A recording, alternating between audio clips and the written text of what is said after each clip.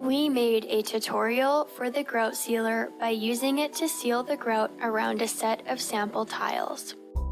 This grout sealer is intended to seal cement-based grouts. To use the grout sealer, start by removing the cap and cutting off the tip of the spout. Then cut a small piece of sponge and insert it in the spout. The grout sealer creates a protective barrier over grout, making it stain resistant and easier to clean by preventing moisture, dirt, and other substances from penetrating and causing discoloration, mold, or mildew. Apply a coat of sealer to the grout lines by lightly squeezing the bottle and going along the joints. Make sure to avoid getting any sealer on the tiles. For this tutorial, we only applied sealer to one side of the tiles so we can show the difference that this sealer makes.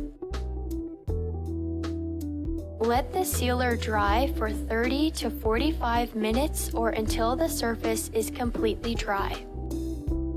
For this tutorial, we applied another coat of sealer to the grout lines, as 2 coats of sealer is generally sufficient. Ensure that any excess sealer on the tile is removed immediately with a damp cloth or heavy-duty cleaner.